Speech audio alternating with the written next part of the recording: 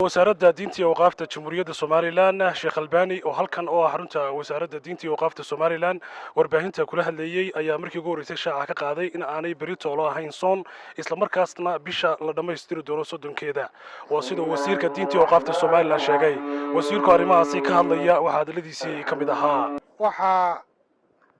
halkan isugu yimi guddida ilaalinta bisha Ramadaan wasaaradda diinta iyo waqaaftu ay magacowday oo ka baaraan degay aragtidii bisha dhammaan gobollada Soomaaliland oo dhanna ka xaqiijiyay bishii in la arkay iyo inaan la arag isla markaana waddanada deriskayna ah ee aynu isku madlacannahay iyadana warkeedii xaqiiqsaday waxaa noo caddaatay berrito oo sabti ah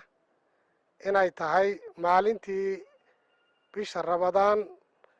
aanay bilanin ee ay tahay maalintii aynu ku dhammaystiraynay bisha Shacbaan berrito waa 30kii Shacbaan bishiina lama arag sidaa darteed berrito waynu dhammaystiraynaa bishii Shacbaan maantana waa 29 berritana waa 30 maalinta Axadda ayaa ah maalintii koowaad ee bisha Ramadaan ee aynu soomi lahayn ilaahayna waxaan ka baryayaa subxaanahu wa tacaala inuu inagu gaadhsiiyo dhammaanteen nabadgelyo iyo caafimaad ilaahayna subxaanahu wa tacaala cibaadadeeda iyo makfirada Allah inoo furo oo aynu kulligeen aynu inaga oo mid ah ilaahayna karsiiyo qiyaamkeeda iyo taraawiixda iyo soomka iyo itikaafka iyo dhammaan cibaadaadka kale ee ay bisha Ramadaan la gaar tahay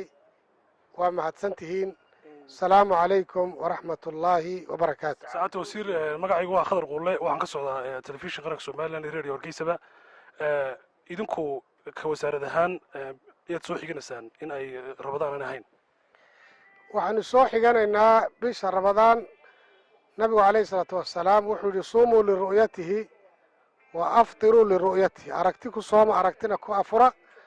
أركتدي وانو بعد دوني دمان gobolada dalka oo dhan meel qura oo laga arkay ma jirto baradaan la arag bishun ay 29 markeeda hore ay ahayd waxa weeyaan waxa waajib noqotay inaynu dhamaystirno sida awgeed berri oo sabti ah waa maalintii 30aad ee bisha Shacbaan sidaas ayaa aynu bishii ku dhamaystiraynaa insha Allah una sabti axad ayaynu dalka dhigo aynu soomi doono وخضر محمد خضر قولي تلفزيون قرنك سوماليلاند مقالة هرقيسة